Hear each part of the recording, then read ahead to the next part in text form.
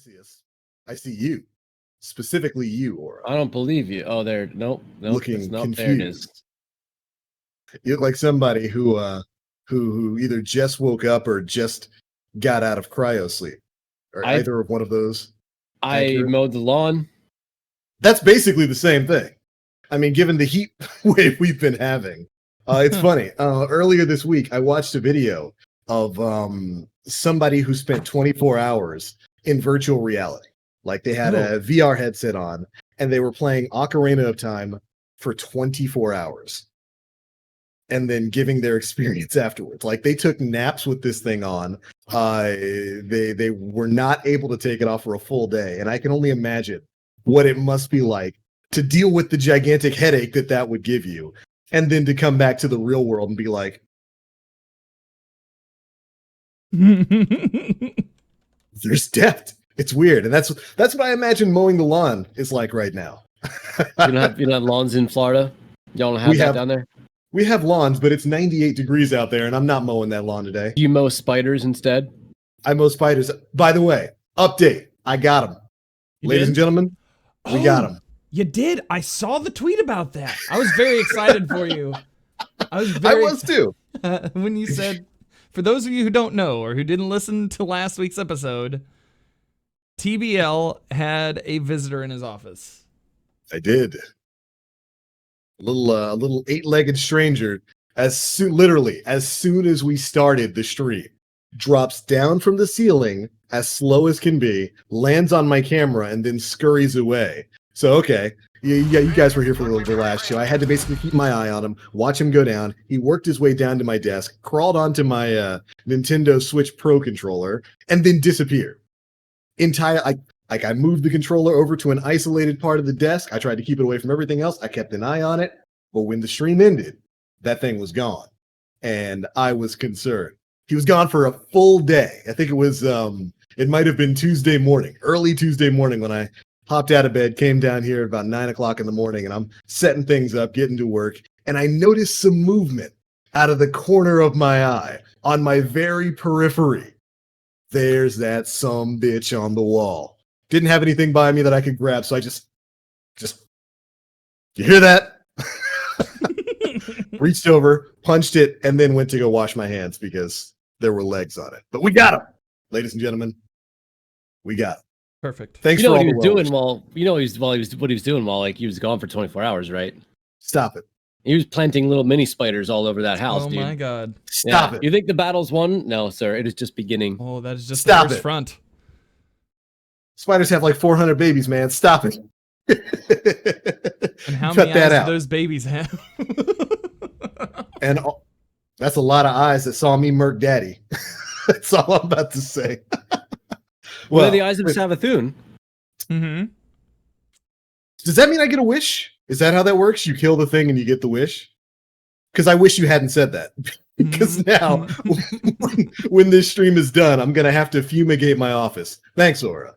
Really appreciate that, dog. Always out there looking out. Welcome, ladies and gentlemen, to episode 246 of the Planet Destiny podcast.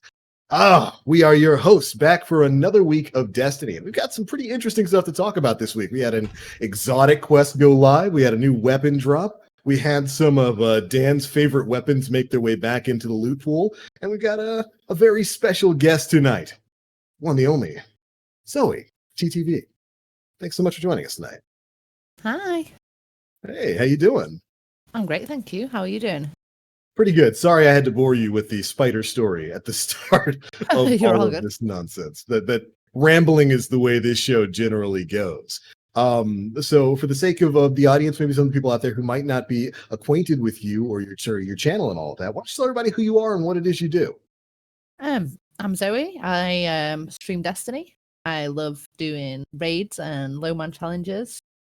Occasional bit of Gambit. I did win a Gambit tournament once, but I don't really like being known for that. I'd rather be known for I'd rather be known for like the low man challenges I do, like solo I get you. I feel you. dungeons and 2-man raids stuff. Yeah.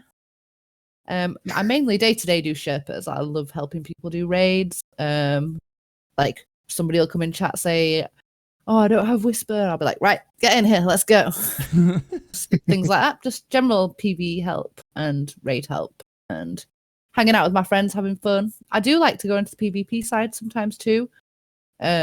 Just anything that I can play with my friends, really. I just like hanging out with people and playing video games. Well, right on. I think we can all pretty much identify with that. Again, thanks so much for joining us tonight. And looking forward to hearing exactly why you don't want to be known as the Gambit champion. Gambit champ. Gambit champ. Oh, Oh. Zoe, Gambit champ. This is the thing about Gambit. This is for all the Gambit. You get a Gambit. You suck at life, people out there. You can just say Yeah. Nim, Aura. No. You can just say Nim. This is how it goes. You don't right? have to subtweet the man. You can just say Nim. This is how it goes though, because everybody talks trash about Gambit until you match Gambit sweats. Then Oh yeah. all of a sudden, I gotta take Gambit serious. I'm playing Zoe. Time to put on the try hard pants. I can't let her beat me, dude. She sucks at the game. Like everybody wants to talk shit until they actually have to play it for real, and then it's on, and people become the most competitive that they've ever been. It's more heated than running into like ZK and Frost in trials. Like it matters when you play against people who are really good at Gambit. People actually try. And so like don't discount yourself because you were really good at Gambit, Zoe. Don't do that. Because whenever anybody saw you in the lobby, they were like, oh shit, it's on. Right?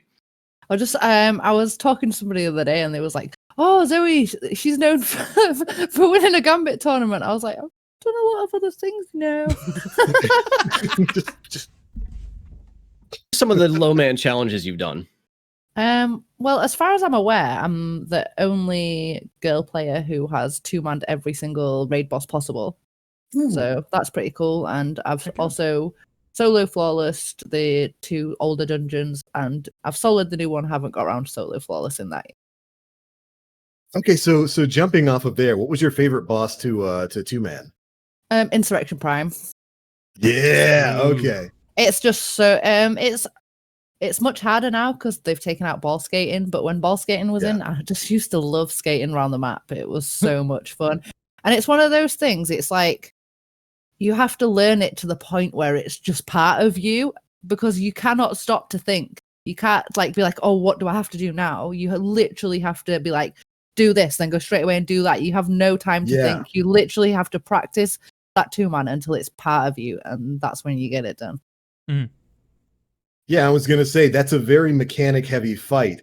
And to put that responsibility on just 2 people, that's a lot of stuff to be doing there. Yeah, I'd imagine from start to finish, nobody's sitting still. No, it's amazing. It's so much fun. One of the good things about doing low man raid challenges is once you get really good at doing a low man and then you go back to doing Sherpas, you can do like 3 people's job. So it's so much easier to do the Sherpas. There's groups of 6 that can't do what you've done with 2 people. Can confirm. I've been a part of them, the groups that can't get it done with 6 people. So that's pretty impressive, dude. Like that's pretty gnarly. That it probably takes an amount of dedication that I just don't have to dedicate to like anything. Like this weekend, I spent the entire weekend farming the chests on IO and Mercury for the emblems I'm missing from collections. That's what I did this weekend. And that's all I did this weekend was sit on IO and go from loading zone to loading zone and opening chests trying to get the 4 emblem variants that I was missing. And that took a ridiculous amount of dedication that made me so incredibly unhappy. I can't imagine what it's like to just grind out raids like that.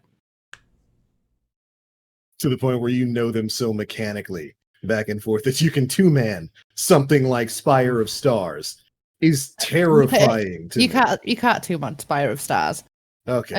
The good thing about 2-mans is there's like it's better than solos for me because there's 2 of you. So if you're getting frustrated, you have got the other person to bounce off. So like if I can feel my partner's getting frustrated, whoever I'm doing it with at that point, I'll try and make them laugh or like bring them back round, and they do the same for me. That's what the good thing about 2-mans. Right, to build up that camaraderie there. The most experience I have with 2-manning stuff would be like the classic, Crota's End and Vault of Glass, when you used to be able to pull some cheesy stuff off in VOG. And I can remember in Crota's End, that was some of my favorite experiences in Destiny 1. Just hopping in with a buddy of mine who I've known for a long time and just two-manning through that entire dungeon. It's such a fun experience, and we we still play together to this day. So I can understand that. I wouldn't ever dream of trying to two-man Insurrection Prime. I barely understand that fight as is. I'm just the guy sitting there saying, "Hey, whoever's on map, tell me where to go drop this thing. What do I charge? What do I shoot?" So certainly more impressive than anything I've been able to put out. But all right, our other hosts are here. Dan's here. Aura's here. TBL's here. Hi, everybody. I Somehow, almost forgot to introduce us. somehow, It's all good. There you go, Dan. man. Now, Yeah. now you can talk. So Zoe, what has been your favorite strat that you've tried in a 2-man raid scenario that hasn't worked? Oh my goodness. Oh, that's a tough one. I'm not sure. I don't. The strats kind of evolve as you're doing it, so I wouldn't say if I've actually done any that didn't work. Yeah. I've definitely on Insurrection Prime when I was first doing it, because I've actually done it with 3 different people now. So obviously I found it much easier, and I was pretty much teaching the second 2 people. Right. With the first one, we'd like figure out how to do stuff and then wouldn't be sure, so we might go watch a couple of videos or something. The cool part about that, though, was when you went and watched the video and seen that they were doing it the way that you figured out to do it before watching the video. Yeah. I'm not sure. I'm trying to think of a strat that I've tried that hasn't worked. I usually like kind of find out what does work before I Mhm. do it. So I'm not sure if I've ever done one that doesn't work. Gotcha. What's your favorite raid Out of both games or just Destiny 2? out of Destiny 2, and why is it Spire of Stars? It's not Spire of Stars. I can't stand that raid. Bruce. Probably Last Wish. Last Wish is a lot of fun. I like Scourge just because it's fast and easy, but out of pure enjoyment, Last Wish, doing it legit with a team that knows what they're doing, that's a lot of fun. When you And say you legit, you're referring to, are you referring to Riven's Eyes? Because if there's a person who loves trapping the first encounter, I know that it's you. Oh yeah, yeah. I like doing all of the, like, I'm doing the things with my fingers, what they call air quotations. I like doing all the cheeses. Just because they're fun. I like figuring out fun things to do, makes the game faster and stuff. But definitely with a good team doing, probably not the first bit legit, but Riven legit is a lot of fun. Mm-hmm. And you can do a lot of stuff in there. If you've got a really experienced team, you can do some crazy stuff in that raid. We literally do animal call outs on Vault. The last time I did it, we would using like trace rifles and drawing the symbols on the walls for the other person to try and guess them. What? Yeah, we do some crazy stuff when we go there. We do like countdowns on Queen's Walk in animal sounds. The sounds got to get more, or like it could be a song, but it's got to get more intense towards the end of the countdown so the person knows to pick up the strength. Oh, So no. yeah, we make a lot of fun when we do Last Wish. Drawing the raid symbols with a trace rifle. Yeah. That's like a trying to- fantastic strat. The What about sound one's Garden? pretty fun too. I do enjoy Garden. I really enjoyed 3-manning that whole raid. So I've 2-manned the boss, but the 3-man of the whole raid was a lot of fun. That's probably my favorite thing I've done on Garden. Just like figuring it all out. I did it with 2 pretty good players. We got it done pretty fast. So yeah, that was pretty fun.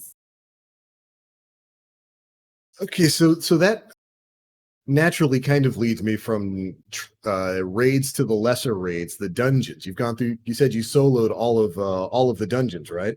Yeah, soloed all of them and flawless the first 2, not the third one yet.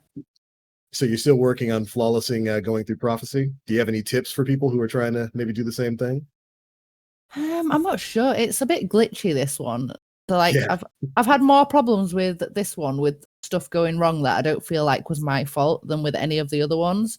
So like on the other ones, if you do the right thing, it works. But on this one, sometimes it doesn't. So it'd be a bit frustrating. The bit I'm most scared about for flawless is the Sparrow part. I'm really worried about trying to do the Sparrow part without dying. Just walk it. A lot of people. But just play imagine it getting safe and that walk far. it. Yeah. Yeah, true. You could do that, but then you get shot by the snipers if you try and walk it. So you're killing them all the way down too. But imagine getting that far and then falling off. Oh, That would be like getting to Vorgith in your 4th damage phase and getting stuck on a rock you've never seen since, never saw before, never Did- saw did that since, and getting happen to killed you? by Vorgith. That sounds a lot like that. And not that I would know what that's like, because surely that didn't happen to me on my flawless Shattered Throne run that I've never done since. But if it I've were had to some happen, I'm crazy saying it would stuff be most happen on unfortunate. Vorgoth too.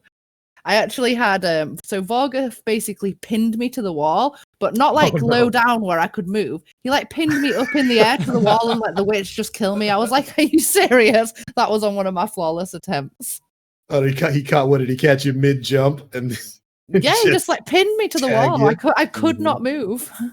The strats for flawless Shattered Throne have changed so much over time because the dungeon's been around for so long. Like now you could go in there Yeah. with the new sword for Vorgith and just decimate 1 damage phase with the well or even oppressive darkness kind of thing, and like maybe Ooh. even the Mhm. same for Dolan Karu. Like it was tether and trench barrel Aikilo shotgun, I think, was what everybody was doing for Dolan Karu back when I Initially, soloed it. Yeah. And then it was, I think it was Well and 1000 Voices, which I didn't have at the time, to do Vorgith. And it's just like, literally, it's changed almost every single season. People who go in and do it Yeah. flawlessly, they've been using a different meta every time. So I like, did it quite recently. Not while the sword's been out, but just before that, because I literally did it as this season was closing out. I had like 20 minutes before downtime when I was Oh, doing this. man. Like I did the whole run in 30 minutes because I realized how close it was to downtime before the new season. I was like, holy crap. So I zoomed through. But a good strat for the final part is you can put 2 anarchies in each night, then work on killing the scions, put 2 more anarchies in each night, and then use a triple tap sniper and anarchy for the witchy poo. I can't remember her name. Oh, that's awesome. Dolan Karu, yeah. Yes. Yeah, I mean, you're kind of right, Aura. The strategy for that particular dungeon has changed a lot as they've added new things to it. I remember when I did my solo flawless run for Vorgith. I've talked about it here on the show before. The hardest part for me was just taking out the witches on my own as a poor lonely little warlock who was forced to sit on Well of Radiance for that entire encounter rather than something like Devout. But actually killing Vorgith was easy because you run right up to him. I would hit him with tractor cannon, drop a well, swap over to Legend of Acreus, blow him away in a couple of shots. Because that was back before tractor cannon got that huge nerf. Yeah. And for Dolan Karu, I think this was back before Skull of Dire Ankara got nerfed too. So like you could Cataclysm, you could get the 3 knights together, damage them pretty lightly, Cataclysm, Nova Bomb them, it would wipe all 3 of them out. Then you could just whip out something like Whisper of the Worm and laugh as you deal 1 million damage a shot to Dolan Karu herself. But yeah, man, I haven't even thought about going back in there, but with something like Well of Radiance, Oppressive Darkness, and Falling Guillotine, I'd imagine that's a much different experience now. I'm not even sure than you would what need, it was initially. I don't even think you would need Oppressive Darkness on it. You'd need the guillotine in order to do it on it the way that it works now. But there's other things you can do. There's other mods you can put on for your swords to give you more damage and a faster charge for the heavy attack, which I learned today. Thank you, chat. But like when I soloed Shattered Throne, I was on a Void Hunter with Inaugural Address and Supremacy for the wizard for Vorgith. So I'd had the pulse rifle down the shields, and then it was Whisper of the Worm for Vorgith damage, not only doing crit damage to him, but also the little grapes he shot. So I'd have, and then Dolan Karu, the only way I could control the scions in the room was Arcstrider. I actually had to use Arcstrider because I couldn't keep the scions at bay. And I didn't die to anything but them. Like the knights was no problem. Dolan Karu, like you can move around the room. It was the damn scions I couldn't handle. So I haven't gone back since. Ever since I got stuck on that rock, I was like, I'm never doing this again. I'm pretty sure he manifested that rock just for you. I'm telling you, dude, I got stuck on a staircase.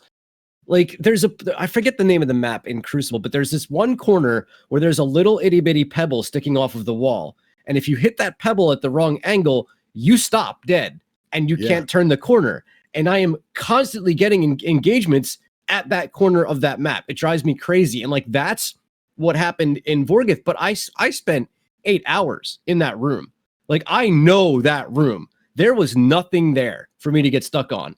And I got stuck. And I was so mad because Vorgith, I should have killed him in the 3rd damage phase, but I didn't. I choked a shot and he was like 1 HP. So I did the whole thing over again. And on like the third of 4 wizards, I got stuck and died. And I was like, dude, I'm done. Like I wanted to flip tables, set things on fire, or up and down the street screaming. Like that was it for me. Because you get so emotionally invested when you're doing these things. Like you're paying so much attention to everything that you're doing. Everything that you're doing matters because there's nothing else for the ads to look at but you. So like, there's no cover. I don't know, dude. I haven't flawless any of the dungeons. It's not like I don't think I'm capable of it. I just get so worked up. I mean, it's a lot of work for what? An emblem? Frustration from solos is definitely a real thing. Like if somebody didn't know me and came into my stream in the middle of like me doing a solo, they might think I'm not very nice because it's super frustrating. It definitely can get hard, and you don't have anybody else there with you, so you've got to like get yourself out of that mindset. That is one of the hardest things about solos, dealing with the frustration and keeping going regardless of it. Yeah, absolutely. And sometimes just gotta you're absolutely right. So you just gotta kind of push through, get yourself into a better mindset and keep going till you get it done. I did Pit of Heresy after only seeing Pit like 3 times. That was brutal because I didn't know any of the encounters. Like I was like that was tough, but I don't have an interest in solo flaw. I don't like Zoe, what's your favorite dungeon out of the 3? Because Pit of Heresy really isn't all that special to me. It's still Shattered Throne. Same. For me, yeah. Pit was pretty easy. This new one's a bit glitchy, so and Shattered Throne is so beautiful. Like I could just stay in there all day. It's so beautiful. Yeah, absolutely. I think Bungie's done an incredible job with the dungeons that we've gotten thus far. I would 100% agree with you, Zoe, and say Shattered Throne is still my favorite. I really like Prophecy. Prophecy is a lot of fun, and I've been enjoying running that every single week thus far in Season of Arrivals. But it always goes back to Shattered Throne for me. That entire area and the lore behind it was just so cool, and the encounters. I would still say that Vorgith is probably the toughest encounter in the game for me. That's probably the one encounter I had the most trouble with, and it felt like an achievement beating it, man. And I don't know. I like it. I like it a lot. Mm-hmm. I always forget about Pit of Heresy. That was kind of a quick one and done for me. The fact that it's still a pinnacle is odd to me. Yeah. Well, yeah. It's part of the DLC. Yeah. Shadowkeep. Yeah, end game. So next season, if it were Pinnacle, that would maybe turn my head a little bit. But I think this might be the final few months for it. Probably. Because so the moon is staying, Dreaming City is staying, Tangled Shore is staying, right? Yes. EDZ is staying, but is getting sort of transformed. Because today we were talking about it, and they were like, if it has the ships if you're in the directory and it has the ship on it, that's the ones that are being completely vaulted. So like the entire left half of your entire directory is being vaulted. The EDZ doesn't have a ship over it, neither does Nessus. Right. So from what I understand, is going away.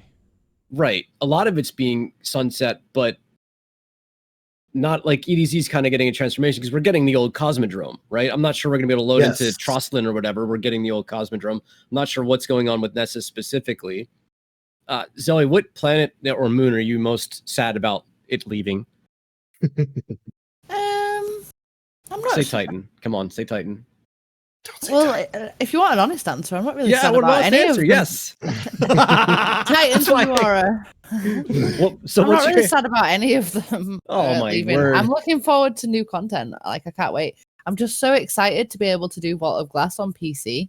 Like everybody complains a lot about bringing back D1 content and says they're not really big fans of it. They want new content, which is all fair enough. But for me, there's nostalgia there, and I can't wait to be able to do them on PC because we've never done any of the D1 stuff on PC. It's going to be insane. Can you imagine doing Vault of Glass on PC? Atheon in 60 frames or more. Like how beautiful Vault of Glass was on console with limited resolution and frames. Like one of the most beautiful gaming environments I've ever been a part of in any game I've ever played. Like it reminds me of the first time I saw Halo. Like when you're coming from like 16-bit and you go to the GameStop and they have Halo and you're like, the water looks like it's water. I could go swimming instead of like the triangle, whatever shapes. So like I don't know. I'm right there with you. It does make me kind of sad that you're not going to miss any of the NPCs or any of the planets though. I'm gonna miss Scourge. I'll miss Scourge raid. Yeah.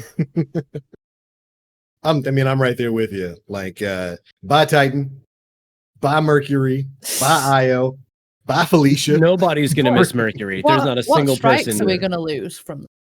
We're losing a lot of them. I think we're losing 10 Um, strikes in total. Yeah, because it's So if all the if you tell strikes me tied what to those strikes rules. we're gonna lose, I might miss one. But Savathun Savathun Song. is Tree of one. Probability, maybe. Zal and what's her face? Zol and The Nokris. necromancer. Yeah, Nokris. Zal and Nokris. Festering Core. Is that one of the ones we're losing? Pyramidion. Mm-hmm. I might Yeah, miss Pyramidion. I'm gonna miss quite a lot of those. So I'm gonna miss some of the content from the planets, but not the planets specifically. Yeah. What about Yeah. NPCs? Are we losing the guy from Trostland? Are we losing him? Because I kind of No. like him. No, that's it. No, he's Devrim's sticking fine. around. Well, we So- think. Devrim's It sticking depends on around. what version of of the EDZ we're actually going to get, the revamped version. But Are we losing Mars, right? So are we losing Anna Bray? Kind of like her. do you There's really think they're going to cut her completely out? I feel like she's too. Yeah. There's a lot of conversation, a lot of speculation about which NPCs will make it back to the tower and which ones won't. And Yeah. I think Anna's on the short list for Hunter Vanguard position, I think. Right. Yeah. And I mean, this week we had an entirely new weekly quest that was all about preparing an exodus for those NPCs. That's what the weekly quest we were doing this week is about. Getting intel and basically telling them to pack their bags and get ready to leave because pyramids and Doritos and whatnot are here. Do you So- think anybody told Brother Vance though? No. Nobody tells him anything. Besides, lore says he went into the infinite forest. So Bye, Brother Vance. Later, dude. See ya. Bye. We gotta go, man. Bye. I'll catch you next week. Enjoy your time in the vault. I mean, we know Osiris definitely didn't tell him. He never returns that man's letters. No, Ghosted. not at all. But yeah, I mean, Are we gonna Honestly- lose Benedict? I'll miss Benedict, the robot. Six in the tower.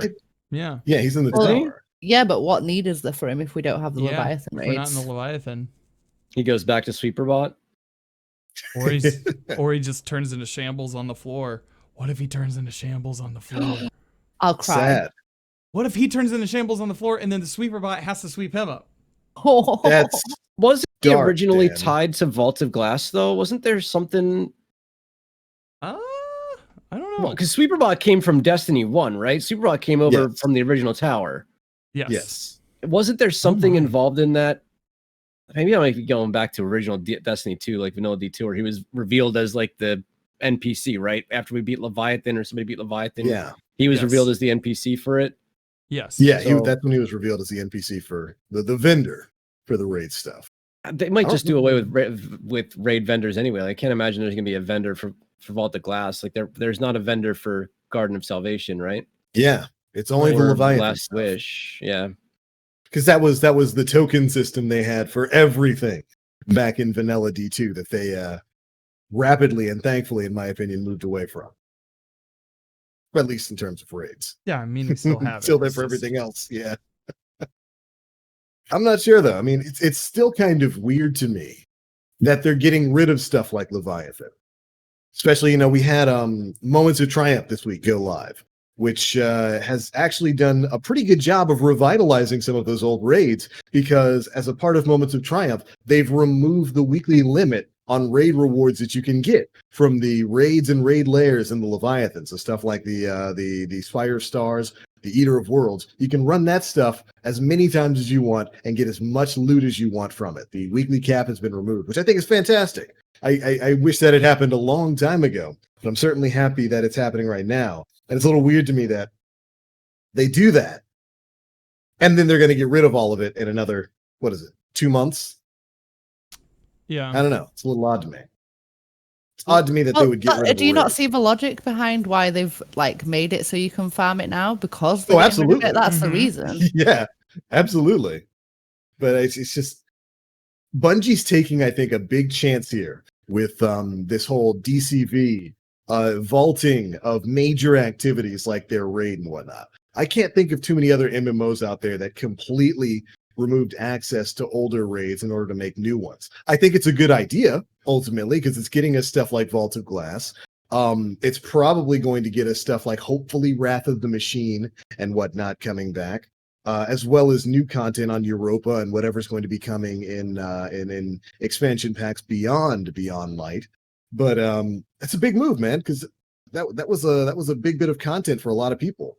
I don't So I think guess they it- have much choice, though. I think they have to do Oh, yeah. this because there's no space on console left. So Yeah, Yeah. maybe with the new consoles they'll have more space. I'm not sure, but that they literally having to do this to give us new raid content. There's no space Yeah. left for new raids, so they don't have much choice but to take Well, it it's away. not just strike. I mean, there's all the story missions. There's the adventures. Yep.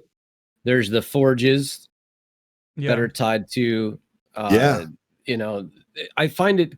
I don't remember. I should say like anything being mentioned about Reckoning or Gambit or the changes that are being made to it. I don't remember specifics. But like there's an awful lot of. I don't want to say crap, but there's a lot.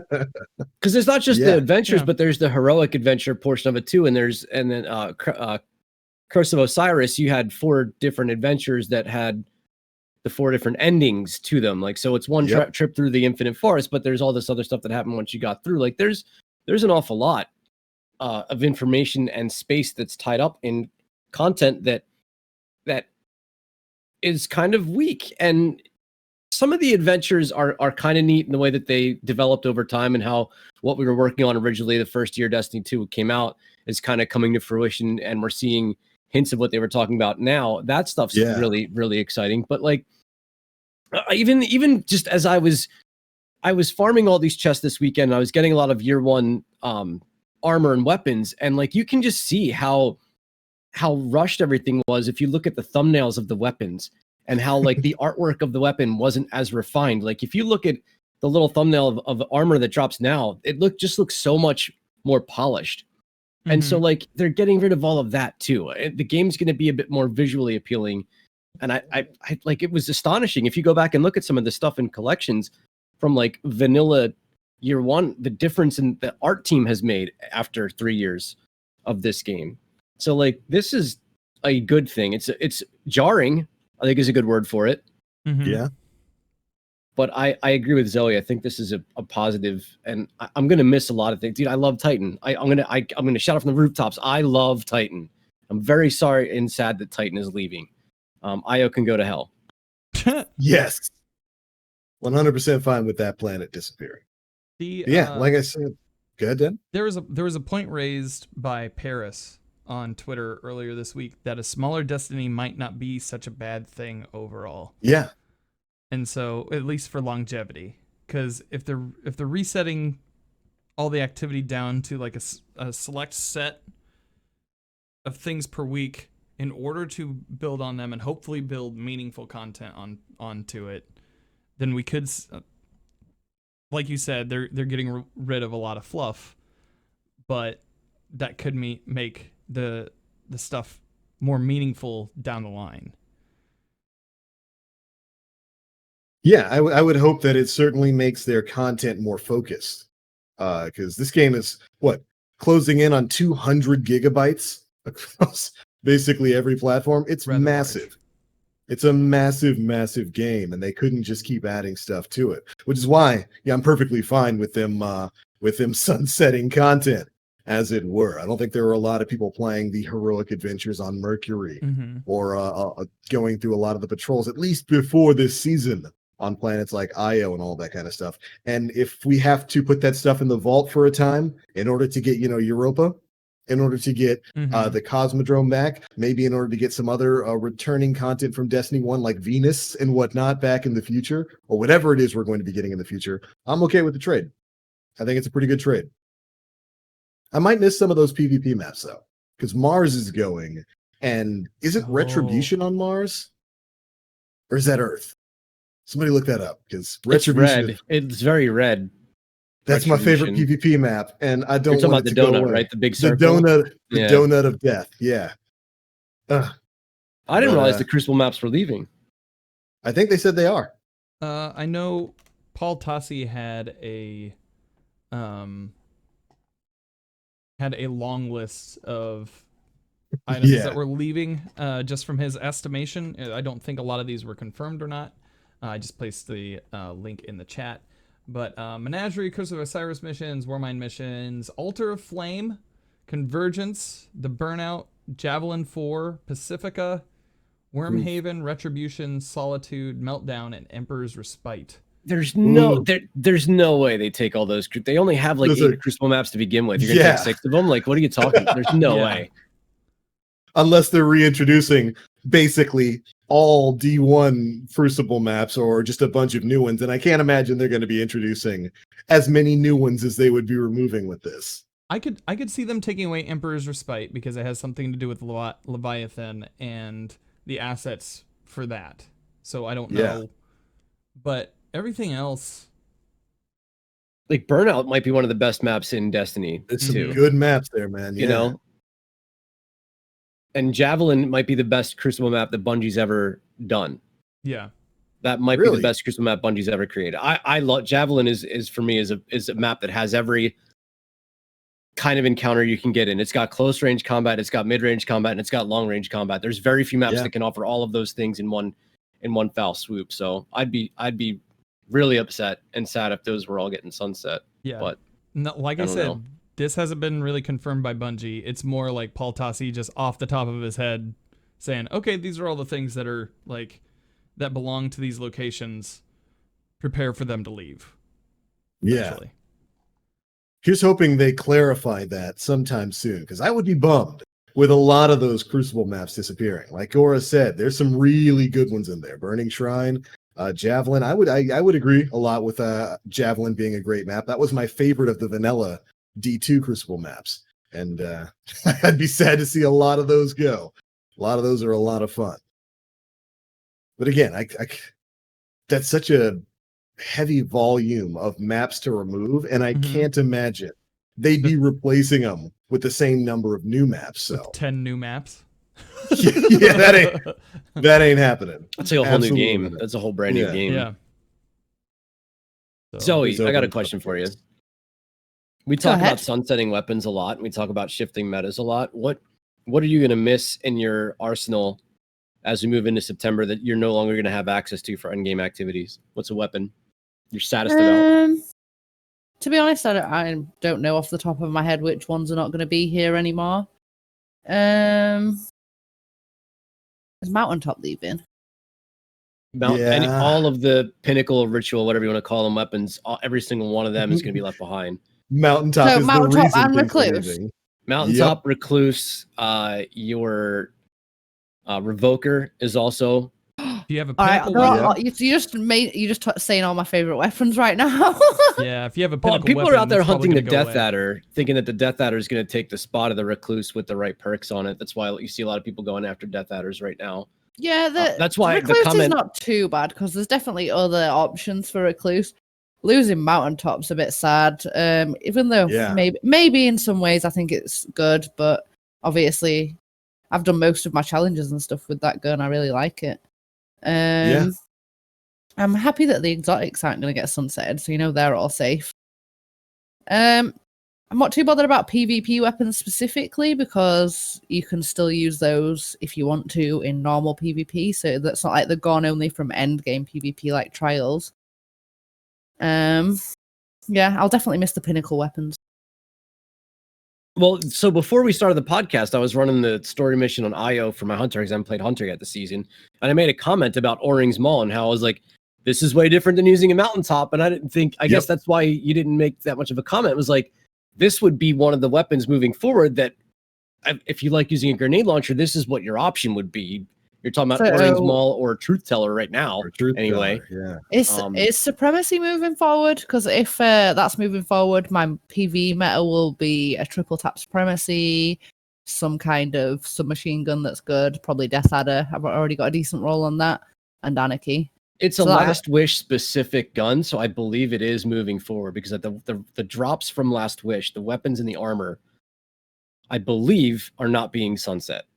So That will Season probably be 14. my meta moving forward for PvE, unless obviously we get some new good stuff. But isn't Supremacy a 140? It's good for It's triple tap. 90. It's good for triple tap with Anarchy. It's one of the highest DPSs. Supremacy with Anarchy. Is that why people go after Long Shadow too? Yeah. Long Shadow is also with triple tap is really good. It's either Long Shadow or Supremacy with triple taps, the ones you want right that are available right now. Well, the good news is Supremacy is safe. I'm looking at it right now. Season 14 max. It can go up to 1360 powers. You're going to be able to use it for a little while long. Rest in peace, everything else, though. Oh no, yeah, dude. Yeah. What weapon? So It's- have you guys been farming any of the new weapons that came out this week? I've been You farming mean- chests, Stan. Yeah, I have been, You've been farming farming chests emblems. for That's it? emblems. Yeah. fair. The Ikilos ones, like from the bounties or whatever. I don't even know what I'm really looking for with these. The Ikilos sniper rifle never really appealed to me. I never liked it all that much. The SMG was on controller wasn't all that great. On mouse and keyboard, it's Yeah. insane. I will be farming the SMG definitely. I was Mhm. playing on my friend's account and they've got it and it's pretty good. The Icolos SMG, I like that. Right on. I got a pretty good one this week. Just And that's your baby, That's my baby, right? I got a Like, 'cause you, He's liked it since year one. Like he's yeah, liked you've it been since- evangelizing about the Icolos SMG since year one of D2. Sweet summer child. This thing. So I got one with tac mag and seraph rounds, dynamic sway reduction, and tap the trigger Oh, with a range master Oh. arc, and it is real fun. dynamic sway reduction and tap the trigger in particular is a super good combination for that thing, dude. Yeah, I'm pretty excited. Does it not roll with damage perks? From the rolls that I've got, it has disruption break. I know that because that roll has it. It has Vorpal, surrounded, dynamic sway reduction. I think I've sharded the rest of them because I got the good one. Yeah, that's not But- bad at all, man. Yeah. This one here has demolitionist, threat detector, disruption break. Yeah. It doesn't look like they have damage based rolls. I can check on light.gg though. So after you complete the weekly quest, what was your way of farming for this thing? You finish the weekly quest and then you can you get the umbrals Mhm. but for that specific role, the Right. CQC one. So I just put all my umbrals into that until I could get some stuff, and it was Right. And see, I wanted to bring that up because I like this as a system for engrams moving forward. I already love the way the Umbral engram system works, but the fact that Bungie is introducing new things to it that you can then kind of go and focus your grinding towards as the season goes on, I would love it if this were a thing in every season of Destiny 2 moving forward. I think the Umbral engram system this has already been a pretty good season. And Do the you think we Umbral should engram get system has been Less top of them tier. though. Maybe I feel like we 'cause you get do too get a many lot. of them. It's so like I'm so Yeah. sick of my We engrams get too being much full everything. every single Zoe. time. It's not just Umbral engrams. It's Prime engrams. It's blues. It's you finish an activity and all of a sudden your postmaster's full. It's Blues Oh, need yeah. to have an option to We- auto dismantle. I cannot we s- believe that we still Yeah, do not amen. have an option to auto dismantle blues. Yep. we spend more time deleting stuff than playing the game. Bungie, if you're Yeah. listening, like we legitimately spend more time on our inventory than we do actually farming for materials. Like my goodness, this game throws so much loot at you. It's not even It funny. does. So how If, many? if we had the auto dismantle blue, that would definitely help with that. Yeah. When it comes to the umbrals and getting the seasonal drop, because I have my Titan is full up. It is full up, and then I think the Postmaster is starting to get full up too. Yep. Of those Welcome to my numbers. world. Right.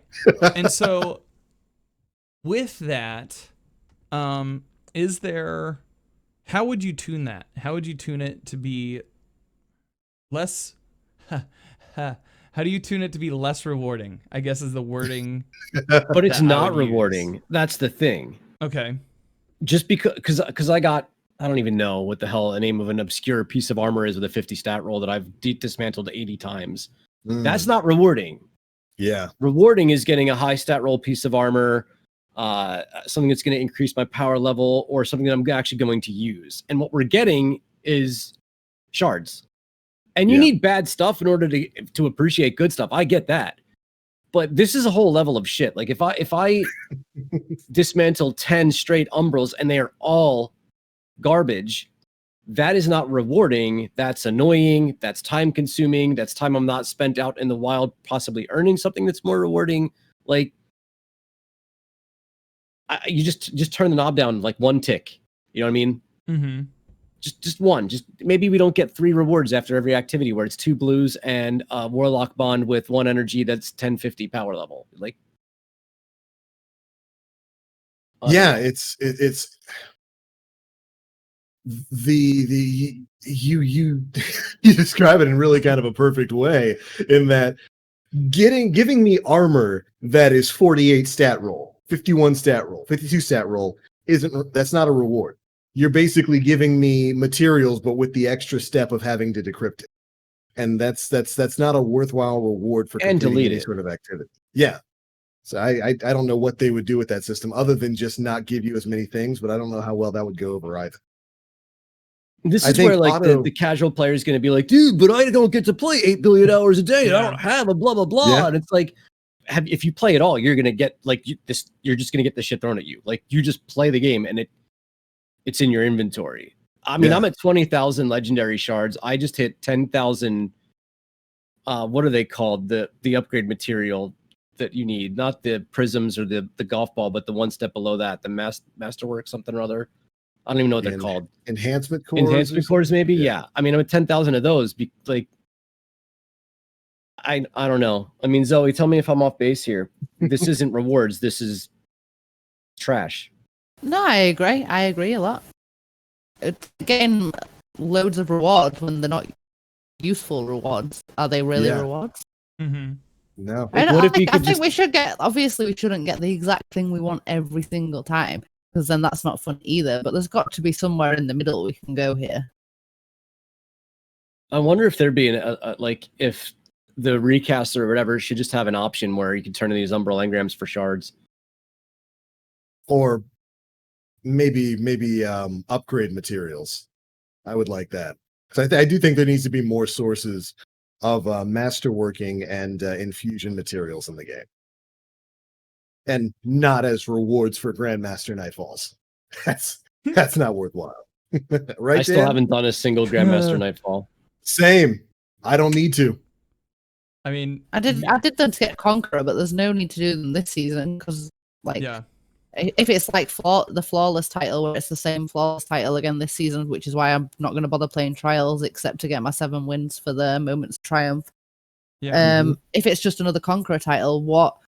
And by the way, there are even worse strikes this season. They're literally worse strikes this season. If you didn't do it last season, Ninja was like, if you didn't Holy get Conqueror crap. last season, you're screwed. And I was like, I didn't get Conqueror last season. He's like, you're screwed. I was like, you're right. Yeah, it's I can't remember the names of them. The Taken one, which is awful, and the one of the newer ones, which is not, which is a fun strike, but it's very hard on like even master level. Never mind Grandmaster. Isn't it the Corrupted is this season? Yeah, Corrupted. That's what I meant. That Taken one, and then there's the other one that's really hard too. With the big witch at the end. I can't remember them. I'm really bad with names. Festering 4 or something like that. Yeah, it's The one, is that the one on the Tangled Shore? Yeah. Or no, that was last season, right? No, I'm not sure. I think it's the one on the Tangled Shore, isn't it? Because you're doing the mission for the spider, right? Tangled Shore, which one? The one that came from PlayStation, or the lift at the end. Broodhold. That's what I'm It talking is about. not The Broodhold. Oh, Broodhold. Okay, yeah. Okay, That's one of the ones season, and that's really hard too. I just run through that entire like strike. I'm done that strike in like 3 minutes. I can't imagine actually having to fight those 2 rooms full of like hide and fallen. Yeah. Like, That's no, what I'm saying good. though. That's hard on like Master, never mind Grandmaster. That is You've done it? Have you done it? Well, not on Grandmaster, no. Obviously, it's not out yet, but Okay, I haven't been paying Well, attention to PvE. yeah. Pardon me. July 21st is when the Grandmasters start, so Yeah. in like a week. Ain't nobody got time for that. We also so in the Grandmasters are going to be the Corrupted, Savathûn Song, Lake of Shadows, Strange Terrain, the Festering Core, and Garden World. You don't need all of them, right? For Conqueror, you just need all 4. of them. You need Oh, si- okay. yeah, you Well, need I'll all just 6. go. I'll just not be getting that title. Ain't happening. So Corrupted Grandmaster.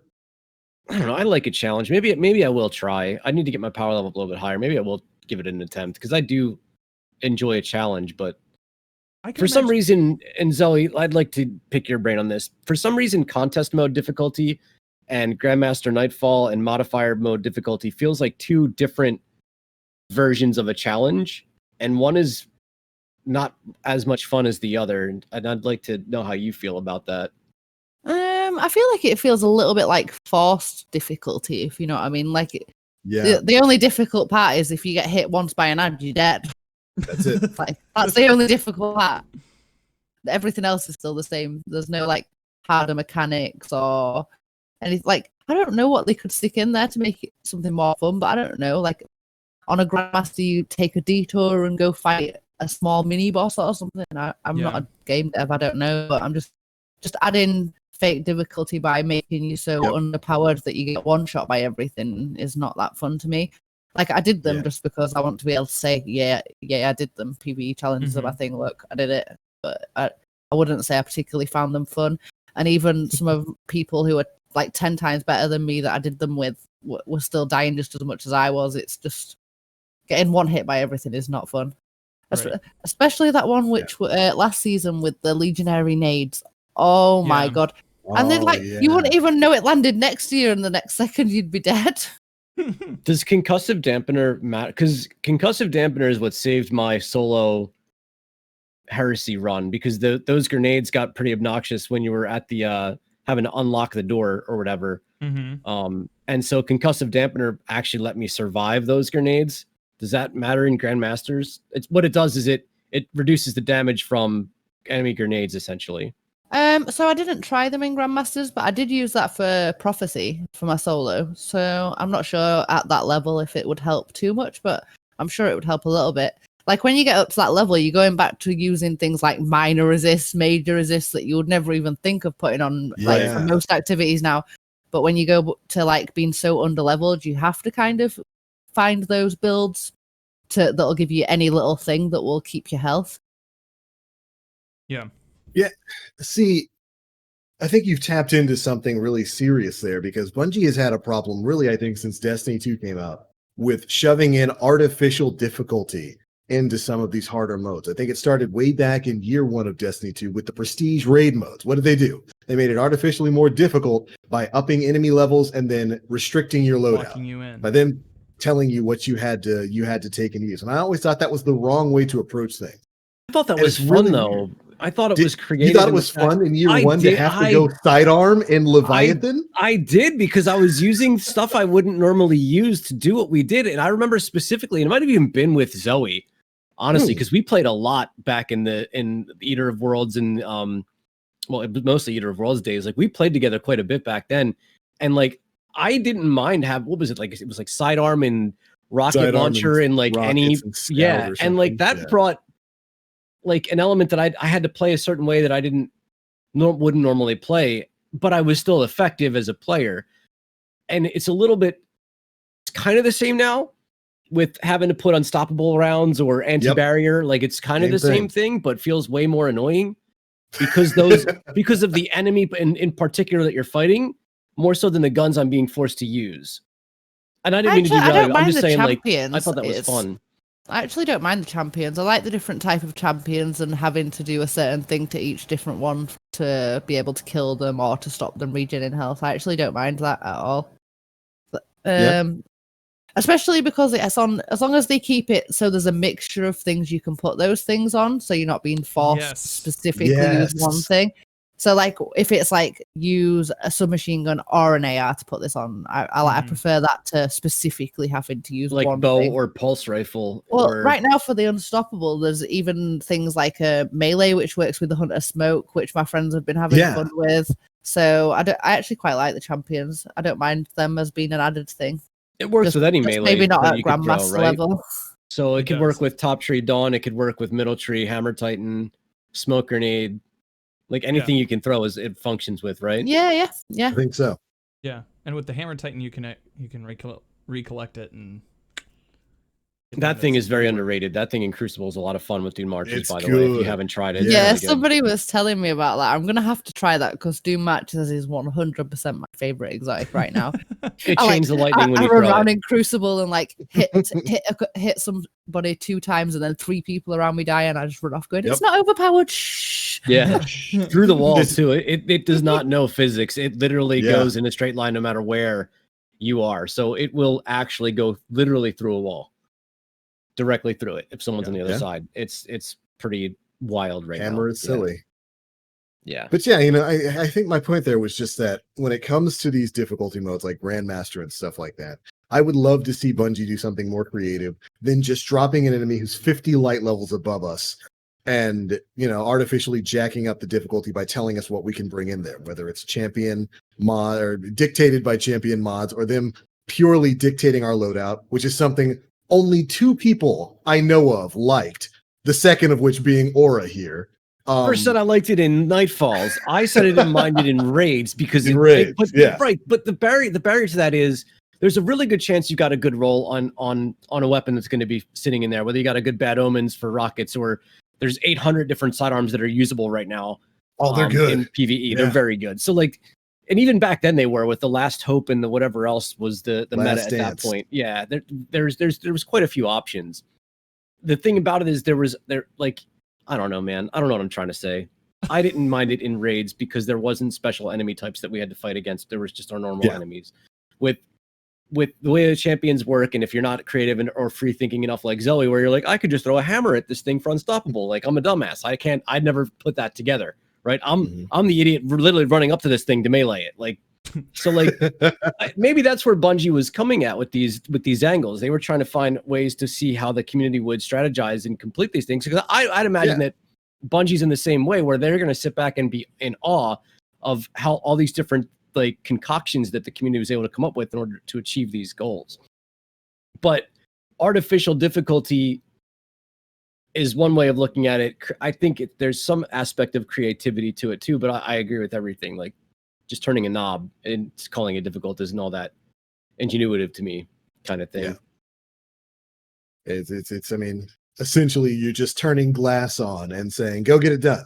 But everything one-shots you. If it thinks about you, you die. And I don't find that to be the best way to make difficult content. I think back to the raids in Destiny 1 and how we had the difference between normal mode and hard mode. And hard mode would maybe be the same encounter, but with 1 or 2 additional mechanics or stronger enemies, or maybe a slightly different modifier active with a different mechanic.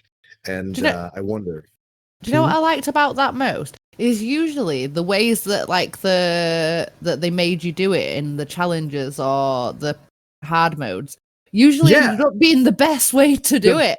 You ended Like up all doing 4 that all the bombs for time. Oryx was like the only way to really do it. That was the challenge, and then For all everybody realized, 16, yeah. this is way so better. much better. Yeah. Yeah. It was like the challenges were like, hey guys, this is a good way of doing it, and we were like, oh Hey, thanks. dummies, do this.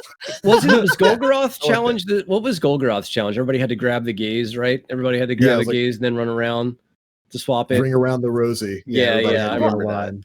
The one that's most memorable for me is I always forget the name of the rest of the machine boss.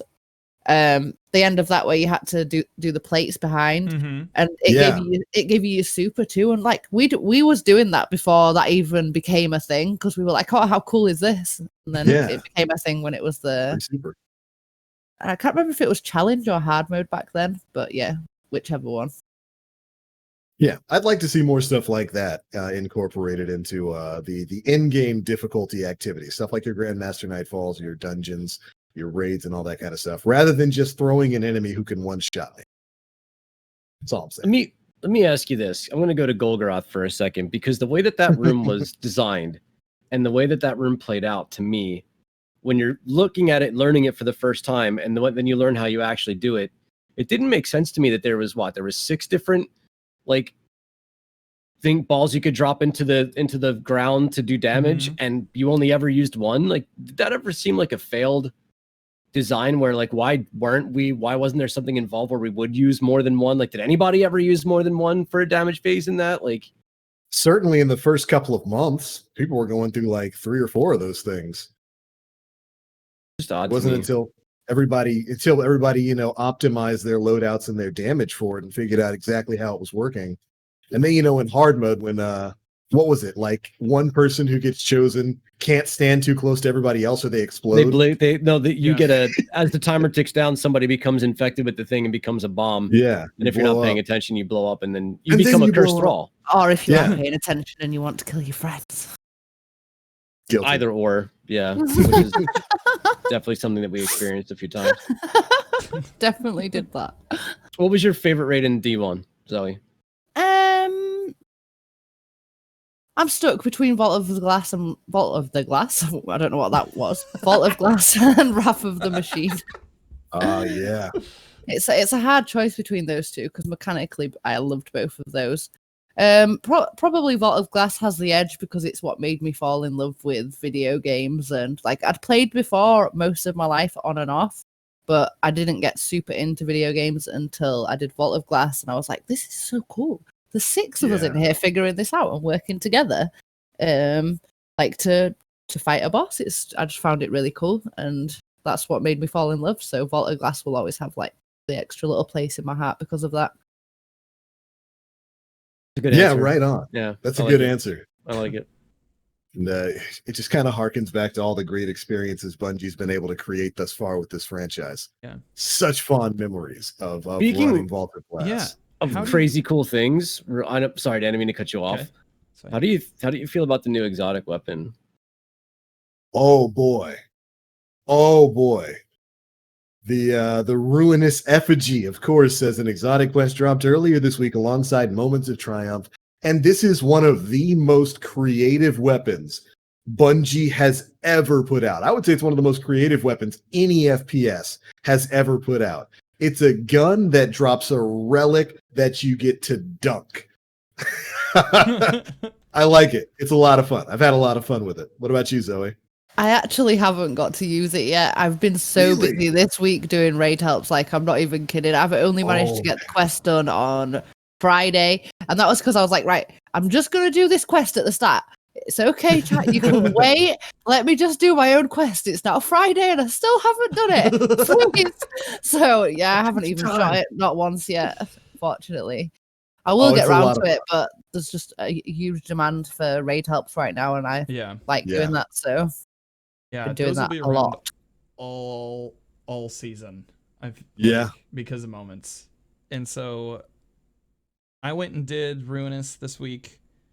I also got all 50 eyes. Yep. Which thank you to Lowly Dev for having a wonderful website that helps track all of those. Yeah. That thing's nutty. That thing's real fun. It's crazy. With the catalyst.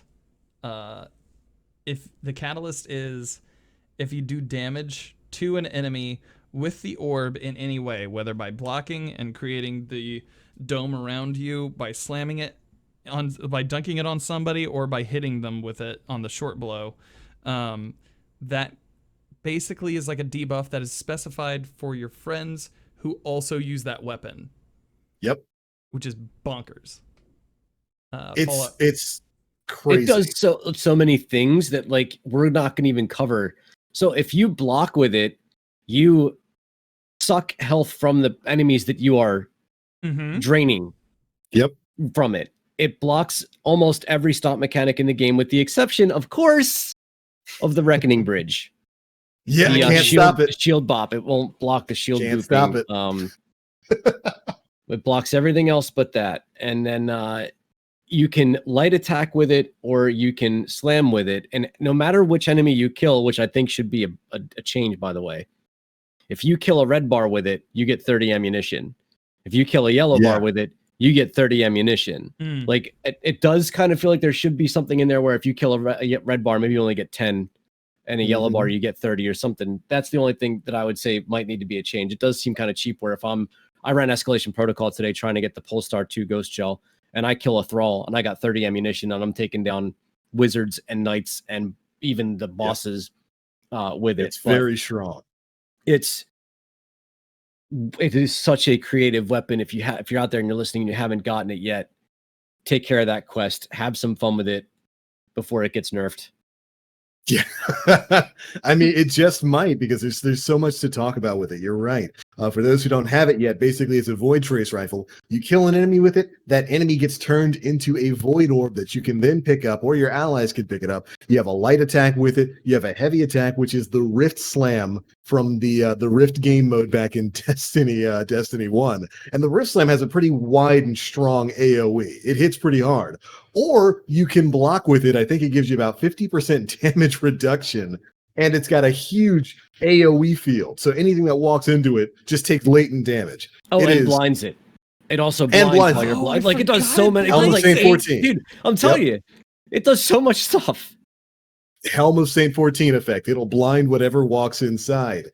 And like Dan said earlier, when you get the catalyst done, which either requires, I think it's 5,000 kills with the weapon, or you go and find Savathun's eyes. Do the Savathun's eyes part. They're pretty easy to get to. Mm-hmm. When you get a kill with the relic that it drops after you killed somebody with the gun, it gives itself a 30% damage boost. And because it's a damage boost that's tied to the weapon and not an overall buff for your character, it stacks with other damage boosts. So Hammering Strike, Well of Radiance, Weapons of Light, Divinity, it stacks with all of that stuff, meaning you can put out insane amounts of damage with Ruinous Effigy and the orbs that it creates. It's just such a fun little goofy weapon that sounds cool too.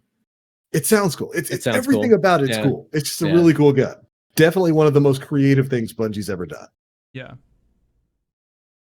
More of that. I want to see more of that. That's beautiful. Yeah, it's even more like advanced than some of the stuff from like Borderlands.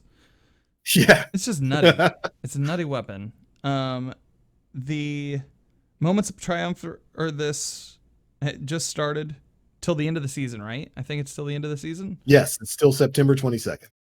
So, Zoe, how has, I mean, you've been doing Raid Sherpas forever. Has the number gone up of people coming into chat and be like, "Are you running a raid today?" Yeah, it's great for me. I'm absolutely like, thanks, Bungie. Thanks. I've literally just non-stop been doing raid helps all week, and it's not slowing down. It's literally, I'm even thinking about starting earlier so I can go for longer, because there's not enough time in the day to help as many people. And it's not just like people wanting the initial runs, because they made them farmable. It's like all the people who never got Anarchy want to run it over and over again. Yep. It's like we spent the first half of the week mainly doing full runs for everybody, and then we realized you could do checkpoints just to get the bosses, so we did a few of those. And then we literally spent the last 2 days running Scourge Boss over and over again to help people get Anarchy. And it's been like so much fun as well, because there's like people who are on like 30th run and don't have it, and so people will hop in and out, and we'll get someone who's never even run it before hop in and get it on the first go, and you're like, you want to be happy for that person, but then there's the other person stood there who's done it 30 times and still doesn't have it. So yeah, they actually got it at the end of today, so I was quite happy with that. But yeah, 2 days they were helping with runs and doing runs, and then they got it at the end of today after watching so many other people get it first. That's got to be a good feeling. That reminds me so much of the times in D1, just waiting for Tuesday to roll around so that you could run your raid, or go to the litany of people who are hosting raid checkpoints. I used to hold checkpoints every week. Well, it was good time for me, because back then we had the 2 different resets. We had the the early morning reset UK time and the evening reset. So I used to do whatever I was doing in the morning, hop straight on, get ready for 10 o'clock, and be sat in that checkpoint waiting, and people would just go in and out over and over again, trying to get the galleys or the Hawk moons from that chest. Gorgon Maze checkpoint. Yes. Come and get them. They're fresh and hot. I bet you there's going to be changes to Vault. I can't imagine they're just going to give it to us the way that it, because I'm pretty sure like a Solar Warlock can pop a grenade and float over the entire Gorgon Maze and make it to the other side without being seen. So like, there's got to be something. Yeah. I think there's going to be changes. I've They come maybe to make it so you can't jump in that area. So, well, more than just like a bunny hop jump, so you can't double jump in that area. You're not supposed to jump at all, right? If you jump at all, they turn around. Yeah, maybe double if you're jump. floating over them, they might just look up. no more getting on top of Pride Rock. Yeah, Oh. I think that they're probably going to make some changes to some of those classic raids. Atheon's Add some actually a stuff to it. champion. Atheon's an unstoppable champion. Just run He straight for the follows middle you island. into the portal, jumps into the portal with you. You have to kill Stomp. He's the only way you can kill the oracles. You have to bait his stomp and get away so that the oracles actually die. Then jump back out of the portal and he chases you back out. Oh, that'd be Use great. Atheon to pop the oracle. Yeah. Yep. He does his It'll zone be more reliable than defense. some of the blueberries I played with, to be honest with you. Do you LFG think was they're going to bring back the original rewards from that? Because that'll be super interesting. I think so. would I hope think so. Bungie's wanted to give us Fatebringer since Destiny 2 launched, and Oh, yeah. it They gave wouldn't us a surprise fake me if the Fatebringer hands of with all of Activision had that. something to do with Yeah. a lot of it. We talked about this in chat today. This is probably going to be the first true content that is going to be completely free of any kind of Activision impact or past history or imprint, or like this is, and I think we're seeing glimpses of it with things like this effigy exotic, Mhm. Yeah. where like Bungie's taken their own creativity and just letting it just go. So we'll see. I don't know how you bring back Vault and not give us the original weapons. Like, what can you imagine the backlash that would occur if we didn't get Ooh. Vision of Confluence, Fatebringer? I mean, whatever. Atheon's Yeah. epilogue, actually, with the way ARs are and with mouse and keyboard, Atheon's that gun might actually be worthwhile to have, because in Destiny 1, that gun was really hard to use. Yeah. But I think it was a 600 RPM with a crazy recoil pattern, but with mouse and keyboard, it might actually be controllable. So do you think the Vex Mytha class is coming back too then? 100%. That'll be cool. Do you think I it'll mean, come what's back the other and option? power The to other get option nerfed again? is the No Time to Explain, right? Is the only other Yes. Vault of Glass Well, esque exotic. kind of Vault of Glassy, but yeah, and Right. we know that's coming back with Beyond Light. So if they substitute Vex Meta Class and give us No Time to Explain, again, I think you just have riots. Like, Yeah.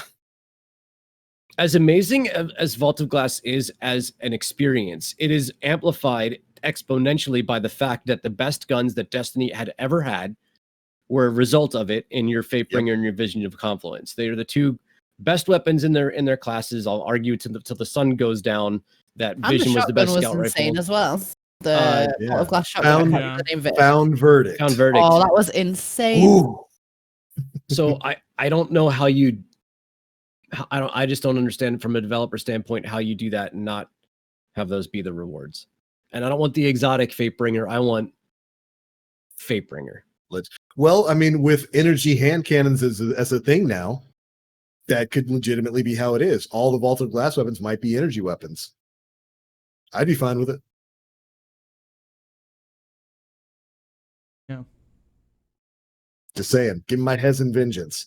Give me my mini Gjallarhorn, because it had what the Merv rounds, where it was like cluster bombs, but there were more of them and they dealt more damage than the cluster bombs perk.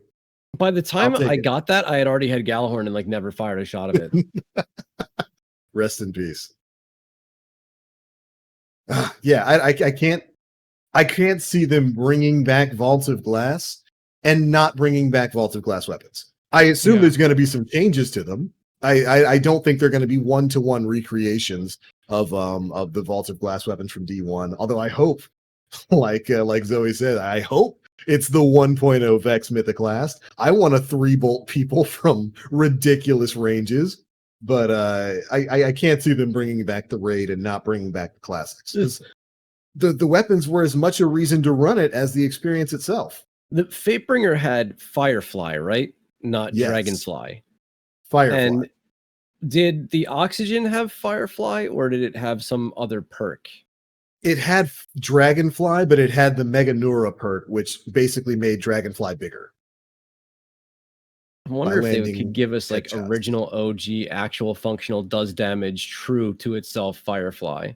Isn't that on Ace of Spades?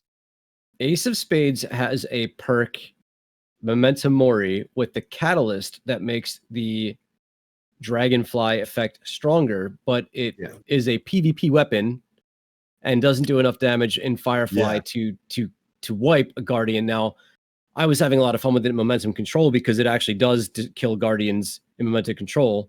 It'll one-shot. Memento Mori one-shots, headshots Guardians in Momentum Control. And the explosion will also kill Guardians in Momentum Control, which is really fun. Love that game mode. But in PvE, like, I just don't think you waste an exotic slot in PvE on a hand cannon because it has Firefly, right? Yeah. And that's why I hope we don't get the adept versions of the Vault of Glass weapons here in Destiny 2, because I don't think there's much of a need for them. We're on a different weapon system than what we had in Destiny 1. And, whereas Fatebringer's big benefit of being this really good feeling hand cannon with a really good magazine size, with arc damage, and the combination of Outlaw and Firefly was something completely unique in the world of Destiny 1. We didn't, get the Outlaw multi-kill clip energy hand cannons already here in D2. And so I think it'd be perfectly fine to bring it back as a legendary weapon rather than try to throw the exotic version at us. I don't know if it'd be worth an exotic slot. Firefly mattered. Like Firefly was extremely it was almost like a rocket going off around it. And if they don't capture that moment, bringing Fatebringer back in its original form might not make it all that impactful in Destiny 2. Like, I don't want to watch a Vandal or a Dreg survive the explosion. Like, that's not fun to me. I want to see everything around it detonate, Mm-hmm. Zoe, I mean, you asked the question, like, what do you think? I hope they do. That's literally my favorite weapons from the whole of the Destiny franchise. So yeah, if they don't, I'll be sad. Big same. Here's hoping.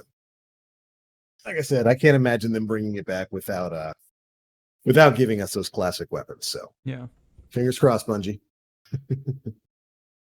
Well, all right, Dan, do we have anything else? Can't think of anything else. Like, the TWAB was pretty light this week.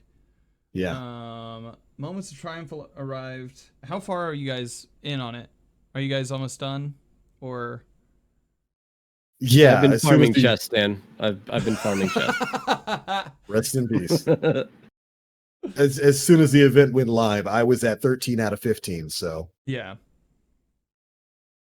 not that bad. I think I'm at like 21 out of 28 or something. I haven't done any of the raids at all. I'll be hitting up Zoe when I need to run a raid. Oh, you're more than welcome. Like the one time you responded, I felt so bad. She was like, "Anybody want to run Spire?" And I was like, she asked for someone experienced. I was like, define experience. She's like, jump in. And I was like, I jumped in the shower. Like, right. I had to kill. Like, I had care about your experience, your aura. Whatever you want. We did a kind of. I wanted to do Eater of Worlds. This has given me a reason to run Eater of Worlds again. Eater of Worlds was my favorite one to Sherpa anybody through, and we all used Wither Hordes, Gnawing Hungers, and Bolt Casters. And it was a 4-phase on the bus. It was not optimal DPS, but it was, I just loved seeing all the Bolt Caster discs just going towards his face. It was wonderful. I'd enjoy that raid a lot more if they took out the initial jump puzzle. Honestly, I find that's just kind of boring and like after after you've done it a lot of times, it's just kind of like, why do I have to do this jump puzzle every single time? The opening encounter for Crown, it's for me it was similar to the parts machine running in Wrath. It was and as like the Conflux defending in Vault of Glass is probably my favorite encounter at all, but there was no reward for it, which it was. Like that was one of the hardest encounters maybe in any raid history, was defending the 3 Confluxes in Vault of Glass, and you got no reward because I think it unlocked like the Oracles was after that or something like that. But like there's always been one thing where it's like, this is so dumb. Like why is it like it's a placeholder? It's just an empty space placeholder thing that it's a gateway. Had to exist. Yeah, it's a gateway. It's a gateway to entry. After like, and at least it was in the beginning and not like the middle of it. You know what I mean? Yeah, to slow down things down. I would say to this day, I still think the best raid intro is Crota Zen. You're dropped into a maze. You got to keep moving. It's frenetic. There's a lot of action. There was a lot of cheese in the beginning with Rocket Man strats hitting I'm cool with it. launched up Yeah. into the sky. Yeah, I like Crota entrance. I like the whole Crota raid. Yeah, I'm cool with that. I definitely feel you on that, like with Wrath, having to run the machine charges over and all that kind of stuff, where it's just kind of this slow sort of plotting thing. It's like the thing you have to do to get past. It's the thing you have to get past to do the thing you want to do. Yeah. It's the work you got to do to get to the fun. Whereas Crota's Inn just started off at 11 and was fun throughout. Yeah. Yeah. Especially I after they agree. fixed the bridge so that you got Oh, swords at the end. Updated bridge section is legitimately one of my favorite things in all of Destiny history. I love it so much. Yeah. It also is I've learned how to do Spire of Stars, guys. I ran it probably I've quadrupled the amount of times that I've played that raid in the past couple of years, just within the past 2 Spire's days. legit, man. Like, it is no joke. It is a raid. It is a insanely mechanic heavy.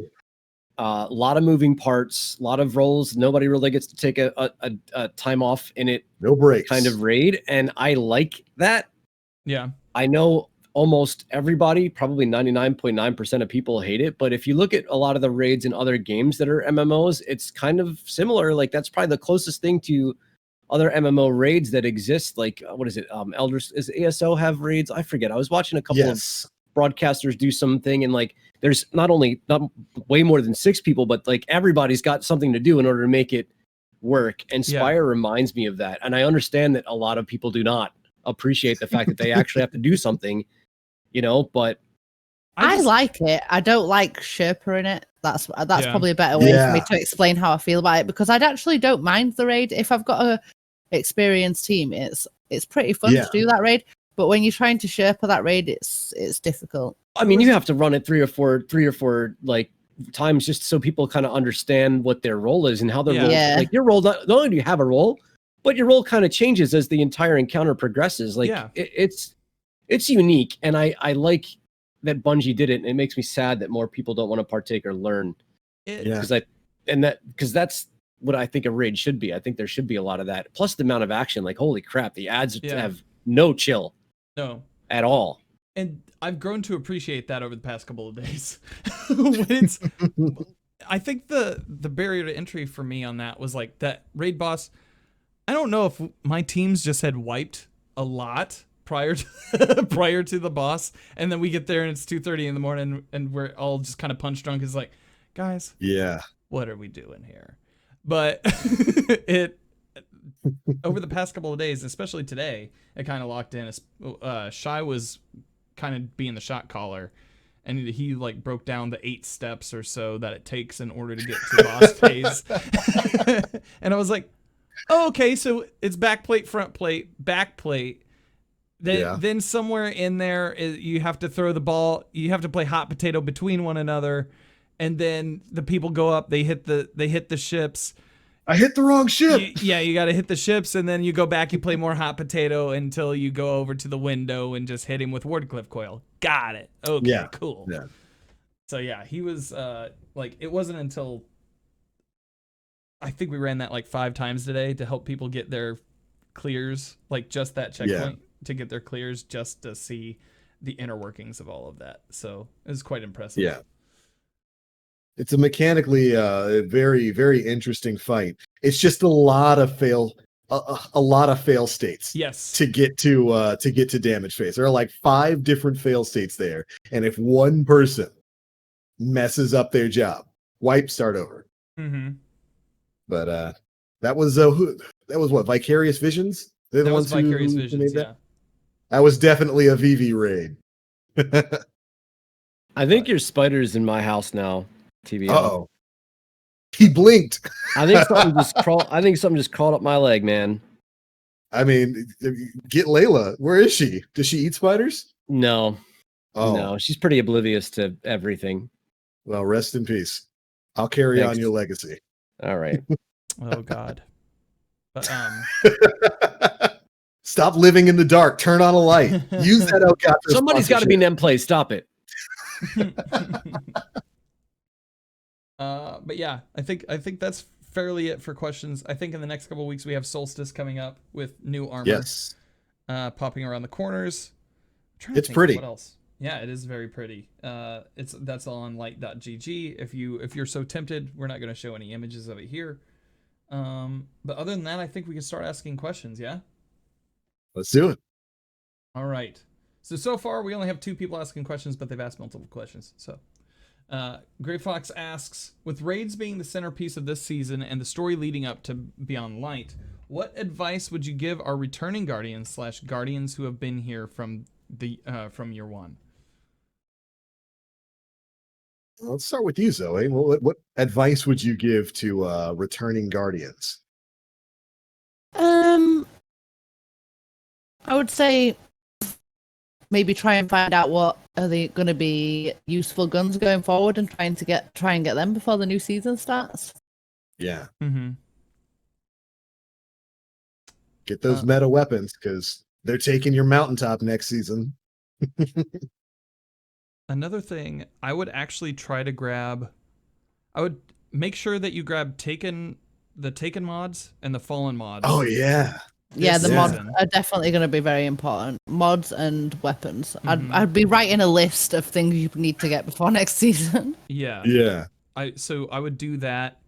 You can get those from certain checkpoints. So investigate and research which ones you can get those from.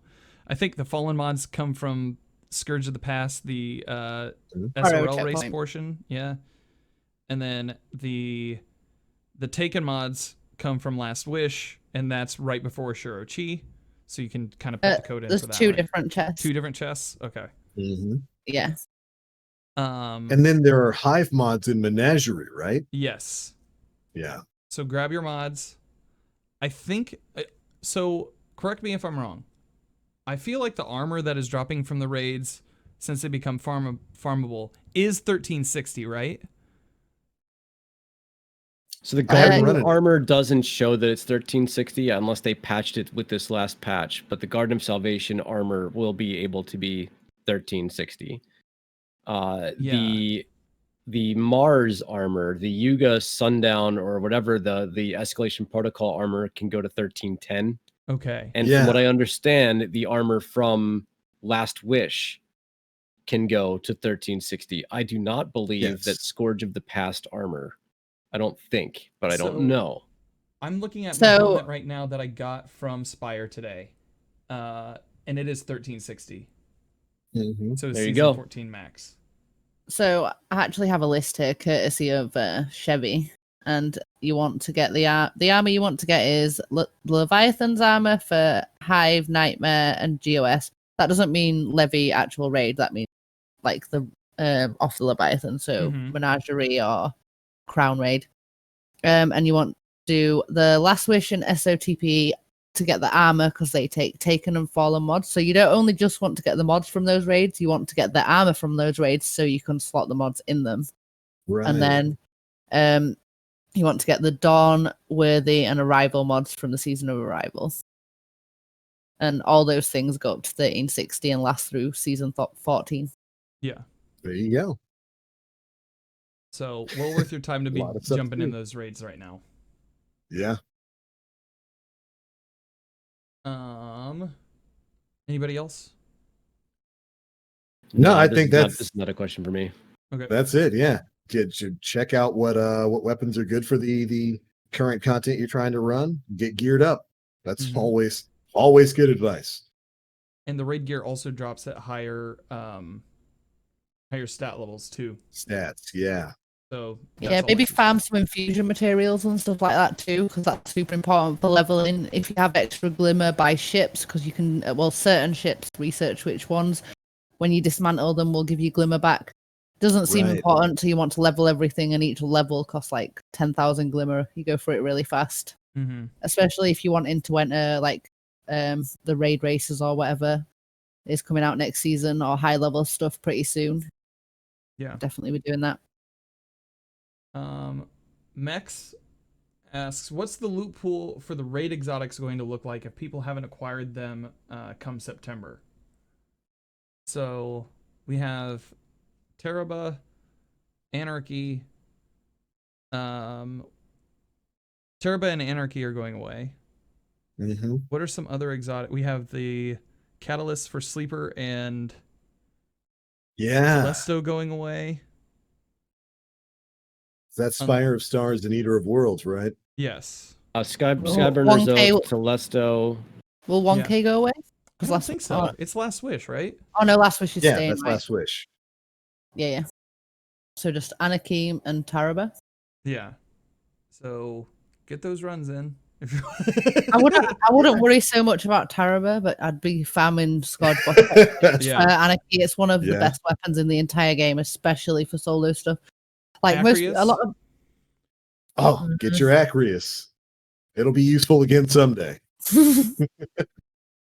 Yeah, because Acreus and the catalyst for it to increase the magazine size, right? All of Yes. that's tied to the Laquest and Leviathan. Got to get that stuff done. Because what they've done with seasonal exotics thus far, of course, is add them to the Cryptarch for a special a transaction with that one exotic item you get off the season track. I don't know if they're going to do that with raid exotics. They didn't I do it think- with what? Cenophage. I'd be pretty well. What's the other one that's gone now forever? Is the light machine gun that turns you into Callus into a Cabal Heir Apparent. apparent. Yeah. is now gone from the loot pool for at least this season. So like, Mm-hmm. I don't know if it makes sense to take raid exotics and put them into the common loot pool.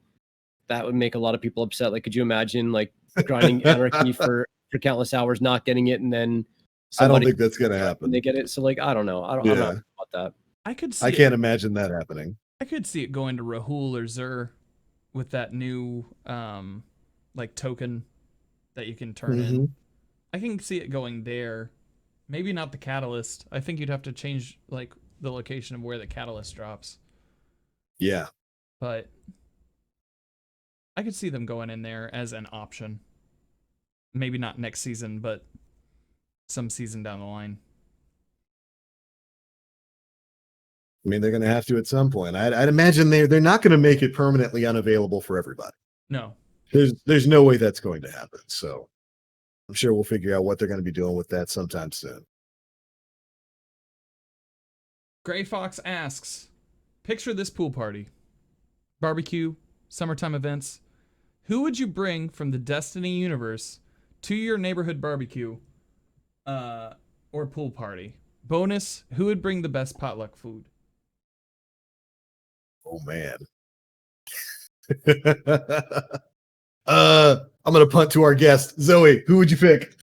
St. 14th. Oh, yeah, because it's either have we figured out whether or not he's Greek or Russian yet? Doesn't matter. You're either gonna get delicious Greek food or delicious Russian food. I just love St. 14. He's my favorite character in the whole game. I'm bringing failsafe Oh no. Yeah. Oh no. in all of her glory and all of her massive whatever ship that is, Oh. and whatever Oh. double-sided dessert she would be bringing, because there'd be two sides to that. I was picturing you bringing her. Do you guys remember the movie Her Yeah. with Joaquin Phoenix and Scarlett Right. Johansson, where you Yeah, fell and in all love with that. an AI? Or here's how I pictured you carrying around Failsafe. Why do I gotta be in love with her? You They asked had- about bringing somebody to a you- pool party. Well, that's just I didn't say you were in love with her. I just said like this. That's what the movie's about. How I pictured you. You're wearing a button-down shirt and you have a pocket, and in that pocket, you've got like your little the little device there. And it's got a Your camera. little failsafe. And failsafe would be What are we FaceTiming? Like, yeah, basically. No, She'd be I'm in that device. flying that big ass ship from Nessus to the barbecue, dude. You're flying the Exodus Black, Yep, falling and all straight to the barbecue. that's how we're doing it. Listen, I didn't ask the question.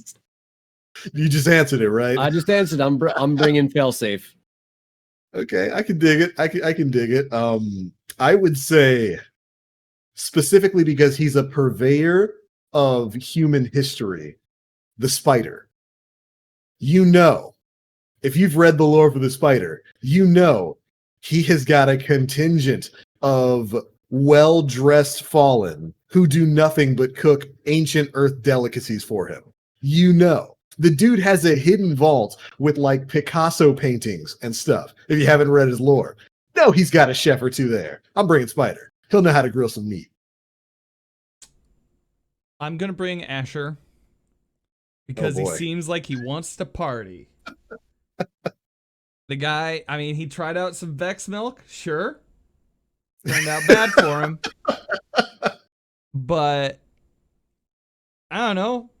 I'm sure he'd be the life of some corner of that party. You might just end up bringing him and being like, "All right, you have fun, and we'll reconvene later. We'll share an Uber, cool?" And then he's like, "Well, if you say so." And move on from there.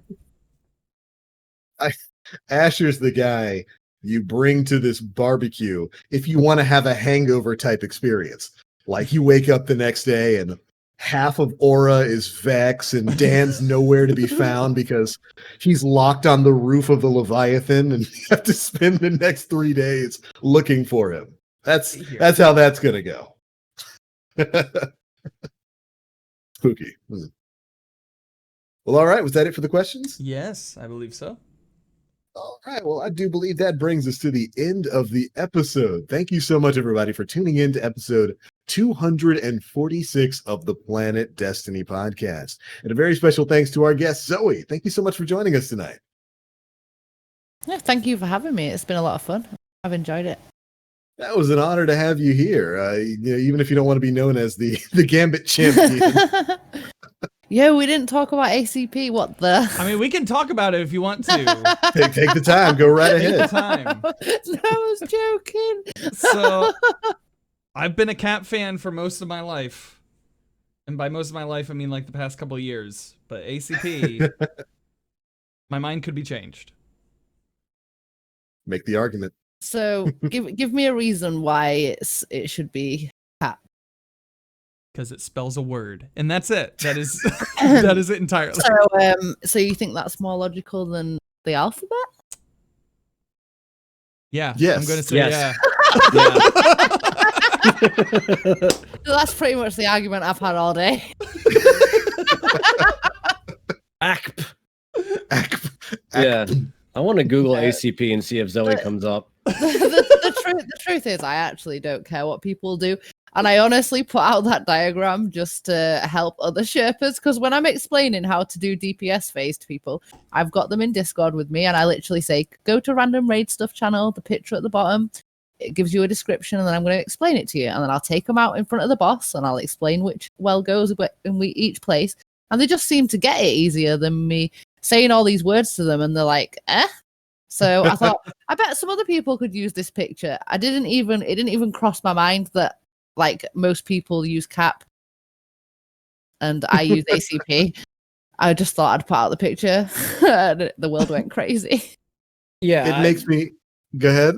I was just gonna say, like, I wanted to, like, I don't care. Like, I'm gonna get in the raid. Yeah. You're gonna tell me where to go. I'm gonna stand there. Like, it became such a thing, and I almost like, I know you're taking it with a grain of salt, but like, you kind of did get yelled at by a few people over this. Like, we're yelling at somebody over placement for a raid from people who might not have anywhere near as many completions as Zoe has, or may have never even gotten a completion to begin with. And like, people just need to relax. Like, it's not that serious, dude. Like, it's not.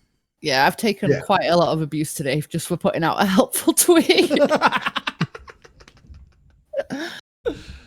If nothing else, it makes me happy that I can type ACP space and Google auto finishes Destiny 2 Turbulent Detonation. Hey, see, Google knows the way. Makes me happy. It makes me Google's happy. not an LFG gamer. There you go. Google follows the proper pronunciation there. Don't say that. You're asking for it. Oh, bring it. I know you're mad, chat. Bring it. Right on. Again, thanks so much for joining us tonight, Zoe. It was a pleasure to have you here.